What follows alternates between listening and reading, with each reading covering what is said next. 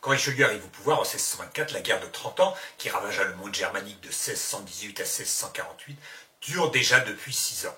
Richelieu se mêlerait bien à la fête, mais pour l'instant, il est trop occupé. La guerre de 30 ans a deux causes. La première, c'est que l'empereur Ferdinand II de Habsbourg avait entrepris de rétablir le culte catholique dans l'ensemble des États de l'Empire. Non pas de supprimer le protestantisme, mais d'autoriser partout le catholicisme, puisque les Habsbourg sont les champions du catholicisme. Et d'autre part, c'est la deuxième cause de la guerre, il souhaitait rendre la couronne impériale héréditaire en droit. Pour l'instant, elle reste élective en droit, et elle n'est héréditaire qu'en fait, dans la famille de Habsbourg. C'est tout de même l'élément religieux qui va être déclencheur. La guerre de 30 ans commence en 1618 par une défenestration de Prague.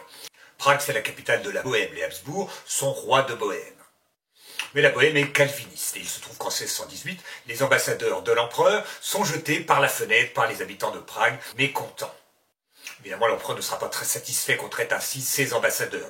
On se rassure, cette défenestration a été faite depuis le premier étage, qui est quand même assez haut, mais ils ne sont pas morts. Mais tout de même, l'empereur est aussi froissé que les plumes de leur chapeau. La même année a lieu en Bohême toujours la bataille de Pilsen. Je ne vais pas raconter en détail, loin de là, toutes les péripéties de cette guerre de 30 ans qui ravagea le monde germanique. Les misères de cette guerre ont été décrites par le graveur lorrain Jacques Callot. Il faut tout de même savoir que le principal général impérial s'appelle Wallenstein, qu'on appelle aussi Waldstein. Cette première partie de la guerre est marquée par le siège de Breda, dans le Brabant, actuellement aux Pays-Bas, qui est illustré par un célèbre tableau de Velázquez qui s'appelle la reddition de Breda. Et ce siège eut lieu en 1624. Richelieu a beau être occupé à faire tomber les têtes, au propre comme au figuré à l'intérieur du royaume de France, il n'en apporte pas moins sa contribution en finançant les protestants pour semer le désordre à travers l'Empire. Il les soutient indirectement en donnant des subsides, d'une part au roi de Danemark, Christian IV, de 1625 à 1629, et ensuite ce sera le tour du roi de Suède, Gustave II Adolphe, de la dynastie des Vasa, entre 1630 et 1635.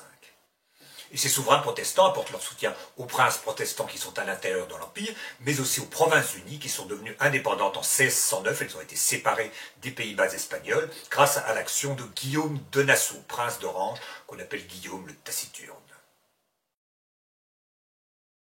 La guerre de 30 ans n'a pas que des causes religieuses, il y a aussi la volonté de Ferdinand II de Habsbourg de rendre la couronne impériale héréditaire en droit. C'est à cette fin qu'il convoqua à Ratisbonne une diète.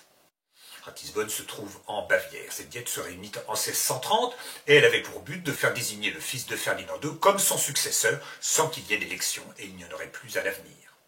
Mais c'était compté sans l'intervention d'un certain père Joseph. Joseph Leclerc du Tremblay était l'agent pour la politique étrangère de Richelieu.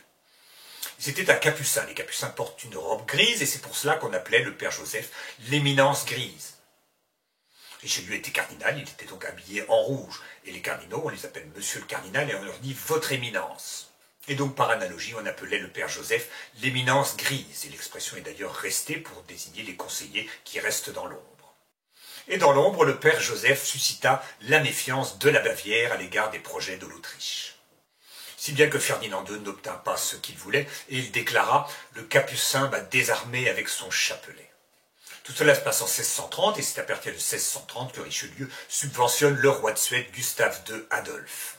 Et celui-ci entre dans le Saint-Empire et vole de victoire en victoire. C'est un grand général.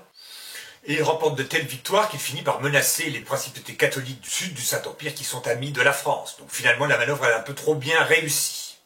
Et Gustave Adolphe remporte en 1632 l'éclatante victoire de Lutzen, en plein milieu du Saint-Empire. Mais il meurt au cours de la bataille, ce qui l'empêche d'en être complètement satisfait.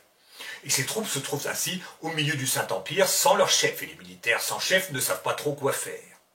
Et le désarroi des troupes suédoises permit à Ferdinand II de remporter la victoire décisive de Nördlingen, après laquelle tous les princes du Saint-Empire, catholiques comme protestants, revinrent à leur empereur. La paix était faite, tout le monde était réconcilié, la guerre est finie.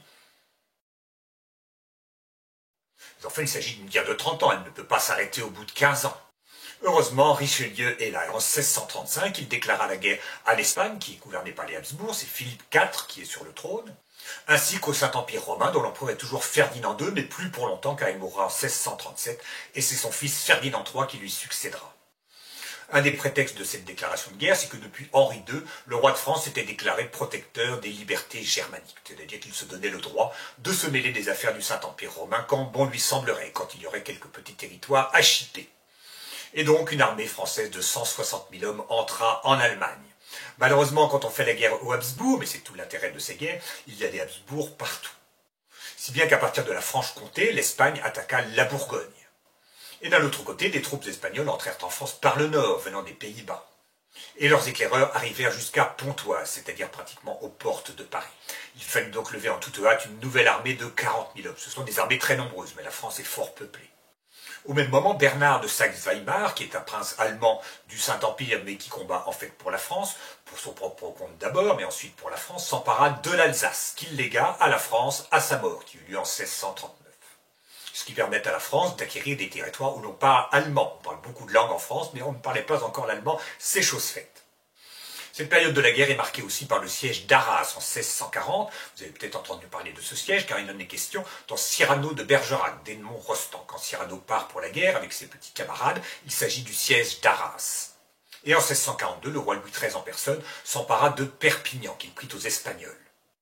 Perpignan, c'est la capitale du Roussillon, qui est la partie française de la Catalogne. Tout semble donc aller pour le mieux, mais en 1642, Richelieu mourut. Et Louis XIII mourut quelques mois plus tard, en mai 1643. Les Habsbourg cherchèrent immédiatement à profiter de cette vacance du pouvoir, et une puissante armée entra en France par le nord. Mais le jeune duc d'Enghien, âgé de 21 ans, vint au secours de la ville de Rocroi. Ce duc d'Enghien, c'est le fils du prince de Condé, il deviendra lui-même le 4e prince de Condé, c'est celui qu'on appellera le Grand Condé. En fait, ce commandement lui avait été confié de manière plus ou moins honorifique, mais il se révéla un excellent général et remporta donc la victoire de Rocroi en mai 1643. C'est la bataille la plus célèbre de toute cette guerre, mais rassurez-vous, la guerre n'est pas finie.